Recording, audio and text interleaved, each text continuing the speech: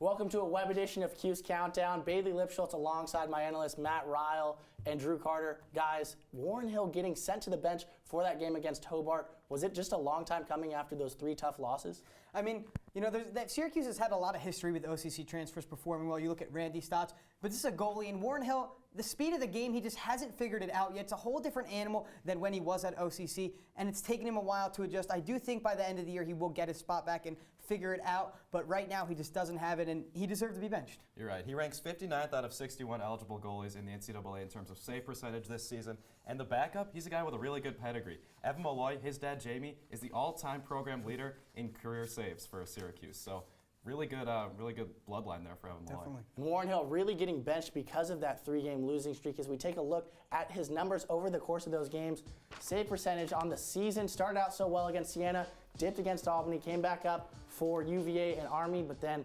tragic stuff against Hopkins, Duke, and Notre Dame.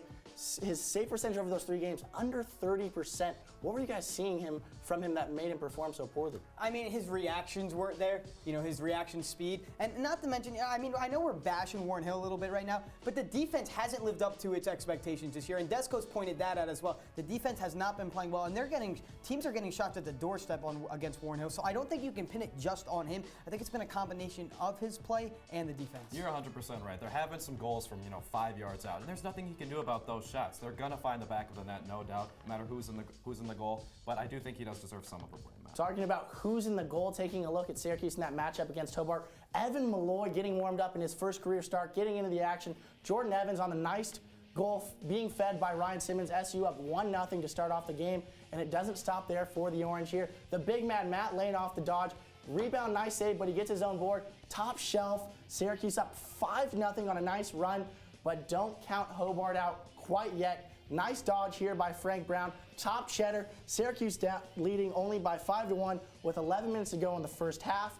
But Syracuse here, Nick Marino scoring off the feed from Sergio Salcedo. Syracuse goes up 7-2, but Hobart came storming right back.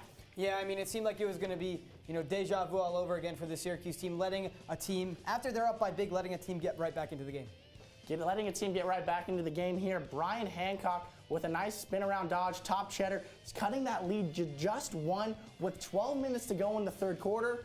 But Syracuse comes storming back here. Nice save by the redshirt junior Evan Malloy. Picked up by Sergio Salcedo. He finds Nick Mariano. Mariano runs up the field. Spots a cutting Dylan Donahue. Feeds Donahue. Donahue one time, top shelf. Syracuse then goes up 9-6 with about 5 minutes to go in the third quarter. And then to put a little icing on the cake, Sergio Salcedo had a couple assists of his own right here with a nice dodge. 13-6 is your final score, and Ryan Simmons hoisting that Krause-Simmons trophy that he is named after. Syracuse, again, a dominant win, bouncing back against Hobart, takes home the Krause-Simmons trophy. Dominant on offense. For that was Jordan Evans. He had an A game. He had 4 goals. Syracuse ends the game on a 6-0 run. What led to that? I think it was Jordan Evans. He was the catalyst for the Syracuse offense. He's finally living up to that number 22, really capitalizing on all that potential he came in with, and 2 straight games with hat tricks now for Jordan Evans.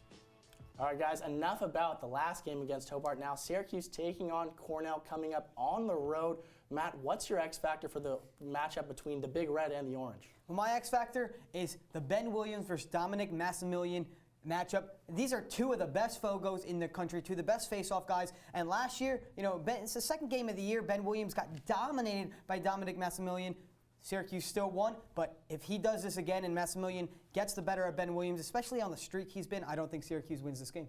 My X factor is going to be Syracuse extra man opportunities, and that's because it'll be strength on strength when Syracuse has an extra guy out on the field, because the Orange is second in the nation in man-up offense, but Cornell second in the nation in man-down defense. So we'll see what happens when the Big Red gets flagged. Going to be really interesting. A couple of good matchups for both sides, but Drew, what's your prediction when the clock strikes 0 in Ithaca? Bailey, this was a tough one for me, but give me Syracuse 11, Cornell 10. These teams are really close, I think. I think Cornell's really underrated. They were 14-4 last season. Plus, you've got that rivalry factor going in. 2 New York teams. I think Syracuse is just a little bit more talented in the end. John Desco, too good of a coach to let his team lose to Cornell. I think they build a little bit of a winning streak now after that 3-game skid.